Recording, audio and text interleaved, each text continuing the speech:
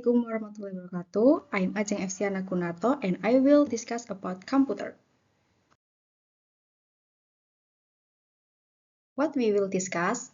Here are the points that will be discussed. Number 1, definition of computer. Number 2, element in a computer. Number 3, the development of computer. And the last one, computer function.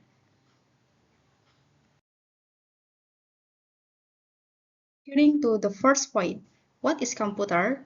A computer is a device used to carry out data calculation in the form of inputting data input, or processing data and producing information or output, using certain hardware and software. Literally, the word computer comes from the Latin language computa, which means to calculate. Next, what element in computer? A computer consists of three main components, namely hardware. Hardware or computer hardware is the part of a computer system that consists of physical devices that can be touched and seen, as well as devices that execute instructions from software, such as processor, hard disk, RAM, motherboard, CPU, and others. And the next is software. Software is a part of a computer in the form of a system or a program that has no physical form, serve as a link between the user and the computer hardware, such as operating system and program installed on the operating system. And the last one is brainware. It's a user who operates a computer, or simply put, brainware refers to humans who have the ability to use computer.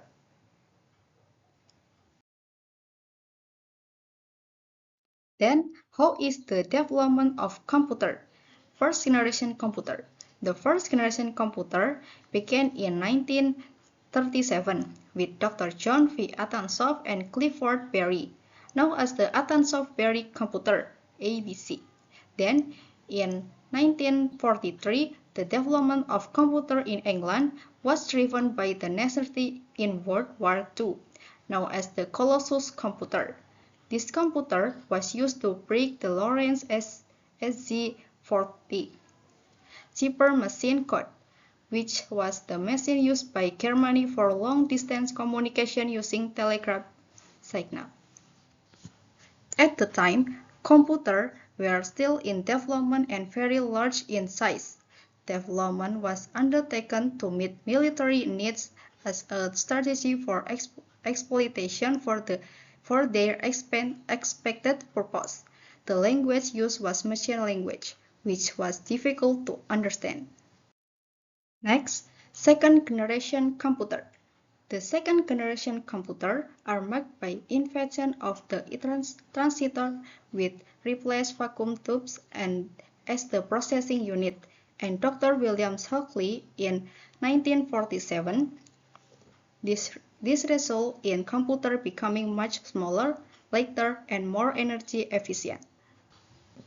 At the time, machine language had been replaced by assembly language, which is a programming language to substitute binary code. During that period, computers were widely used in a large business industry. Other programming languages also began to emerge, such as COBOL and Fortran, which started to be commonly used.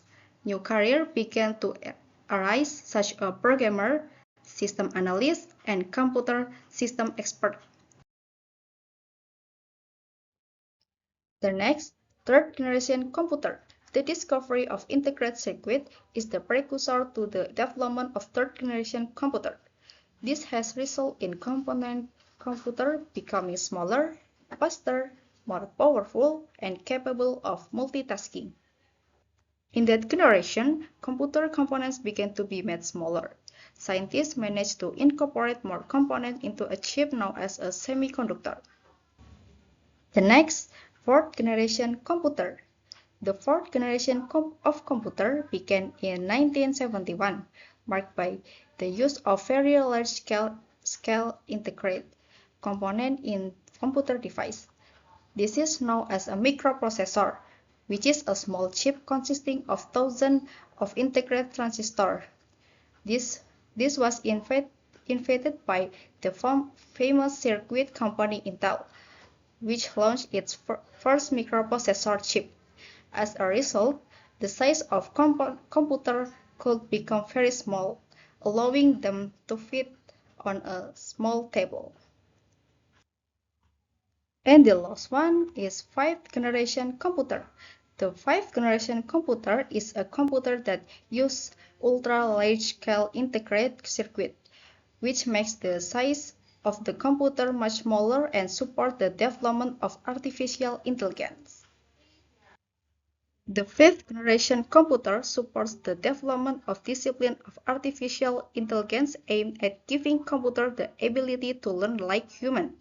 In 1980, the use of neural network algorithm as one of the methods of artificial intelligence began to be widely used for research purposes. In the 2000s, artificial intelligence start to be used in everyday life, such as Google search engine, virtual assistant on smartphone, self-driving cars, robots, and others. And the last one was a computer function.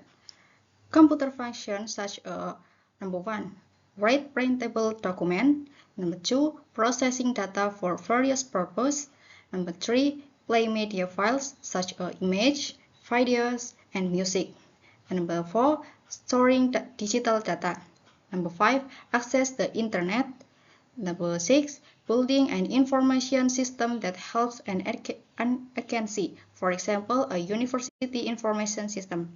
And the last one, programming, create a design, presentation, play video game, and other. I think that is enough for the discussion about computer. I apologize for any errors, and thank you for your attention.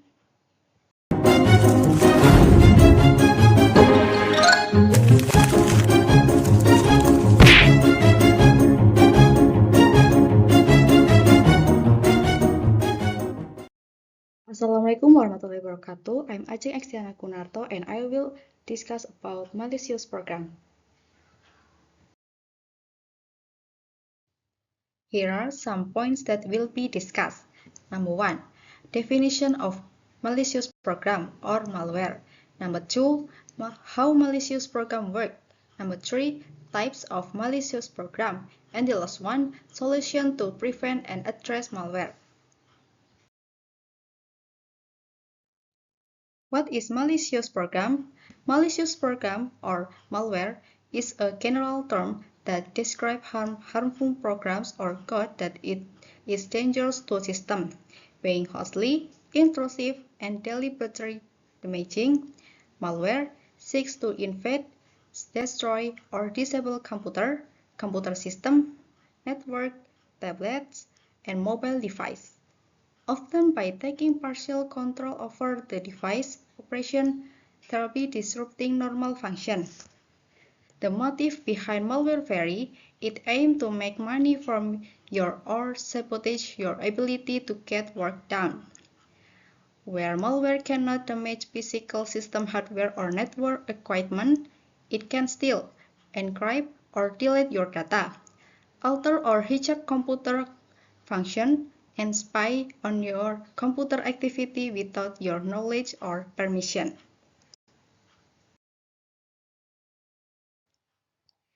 How does malicious program work? Malware works by using tricks to obstruct the normal use of device.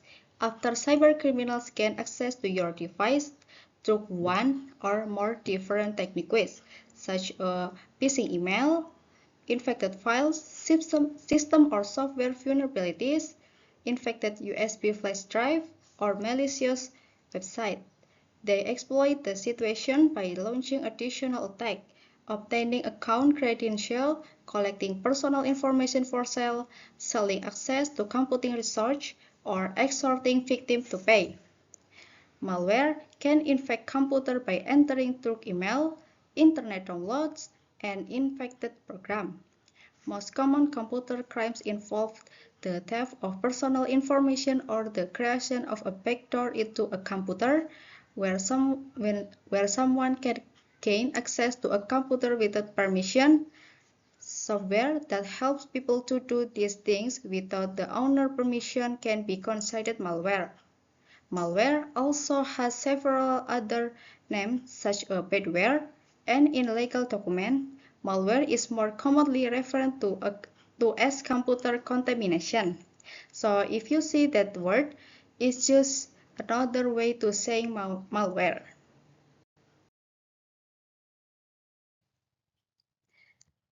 Types of malicious program or malware. In this year, malware has also been found targeting mobile devices such as smartphone and tablet. In fact, there is malware that has already been pre-installed on the device themselves. Here are some types of malware. Number 1. Virus. This type of malware will distribute copies of its own program in any way to spread. Another common characteristic is that they are always hidden within the system, making it difficult to detect their extension without a special security program called antivirus. Number 2. Worms. A worm is a standalone software that replicates itself without targeting and infecting specific existing files on a computer. The distinguishing factor between worms and viruses is their method of operation. Viruses embed themselves into existing files, while worms simply enter the computer. Number 3 is Trojan.